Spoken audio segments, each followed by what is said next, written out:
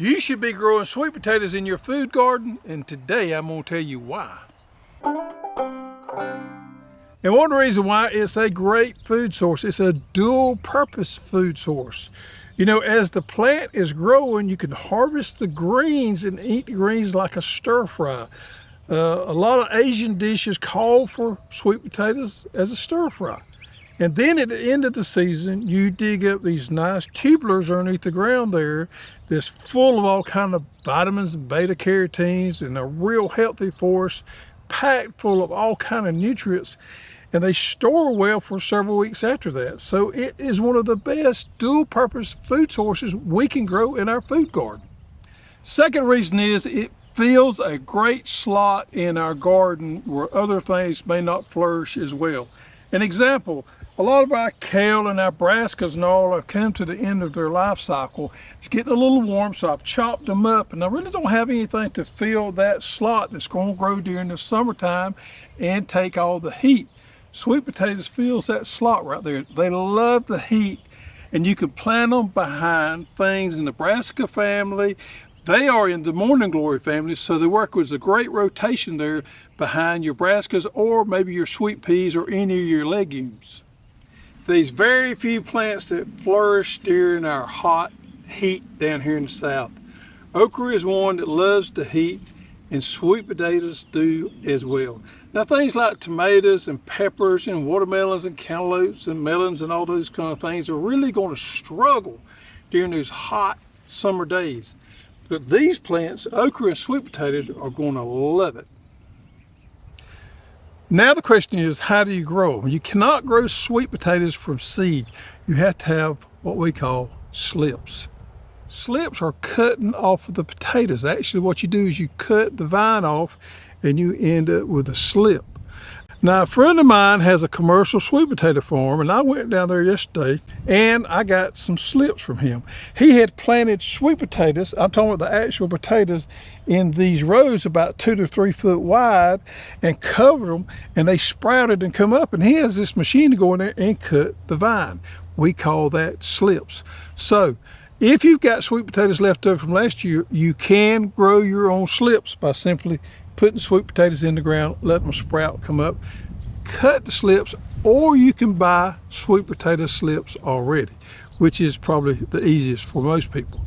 Now, sweet potato slips, when you plant these, are going to root out at the node. You see what I'm talking about right here, the node? That's where the roots are going to come out at. Now, this one right here, if I wanted to, I could actually cut in a couple of different places there and get 2 to 3 slips off this one plant.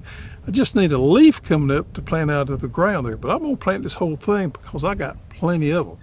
Now you could simply lay it in the ground sideways like this right here and cover all those nodes up, or you could plant it like you would a regular plant and just stick it down in the dirt. If you do that, you got to make sure you get at least a couple of these nodes into the soil so these roots will sprout out. Okay, so we're planting sweet potatoes in the middle of the summertime for the growing season. So it is very important that you use drip tape there because it's probably going to be a dry summer and we need to keep those plants watered, and drip tape's the ideal way. These plants really get big and it's going to be hard to do overhead irrigation to get that moisture down in there because of the canopy of the sweet potatoes. So drip tape is important. Another reason we want to use drip tape is for fertilization. When these plants get big, it's going to be really hard to get the fertilizer down next to the row where we want it to be. So injecting that fertilizer into that drip tape is going to be a lifesaver there.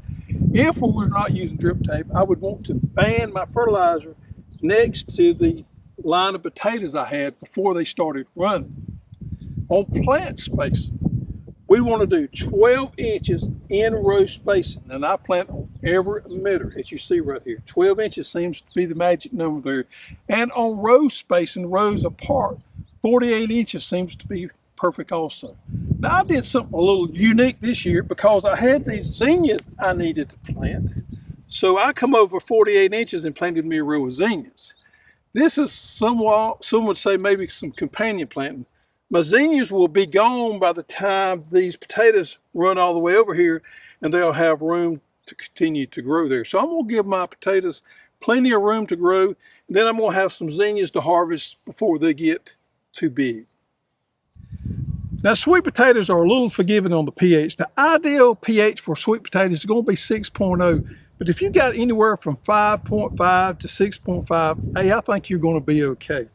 Now, as far as NP and K goes, they're really not considered heavy feeders. They like about 2 pounds of N per 1,000 square feet over the growing season. So not real heavy feeders like a tomato or anything like that. But they do like potassium. So if you got a plot that is high in potassium, it's an ideal candidate for growing sweet potatoes to farm some of that potassium off of. They like a little phosphorus, not a lot. But if you don't know what your nutrient load in your soil is, I would recommend using a balanced fertilizer such as a 20-20-20. Now, days to maturity on most varieties is anywhere from 90 to 110 days.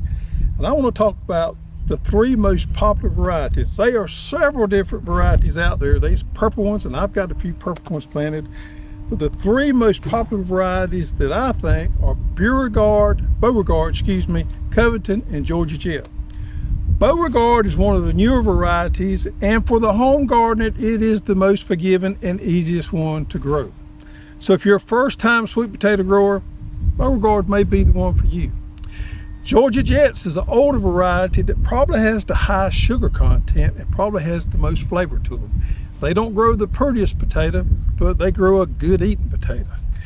Now, Covington is one that I'm growing that's probably my favorite variety, and it is resistant to root knot nematode.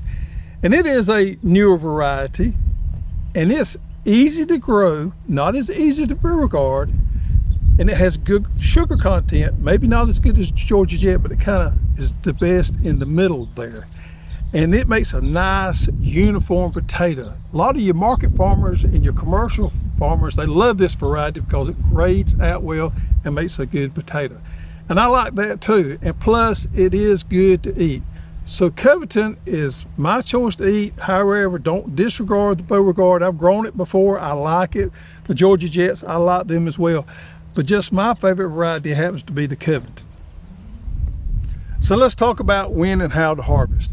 After about 100 days of babying those plants along, you're going to notice the vines starting to die out just a little bit, and it's going to be time for you to think about harvesting those sweet potatoes. So you want to go out there and use your digging fork, and you want to harvest them pretty much the same way you do Irish potatoes. Dig them up, but you don't want to wash them, and you don't want to eat them as you dig them up. You've got to let these things cure out a few days. That carbs has got to convert to sugars. So as you dig them, you want to put them in a spot that's pretty warm, and it normally is that time of year when I harvest my sweet potatoes, 85, 90 degrees, and we normally have high humidity. So I'll just put them somewhere that's maybe out of direct sun and let them cure from anywhere from 7 to 10 days. At that point, you can start consuming them. You can start eating those. Those carbs have converted to sugars. Don't wash them, because if you wash them, you're going to introduce bad bacteria and they're going to spoil on you. They're going to store so much better if you don't wash them. Then I will store them just like I do my Irish potatoes and onions and things like that. I just put them underneath my barn where I got good circulation there, and they'll store for a few weeks, and we eat them up pretty well.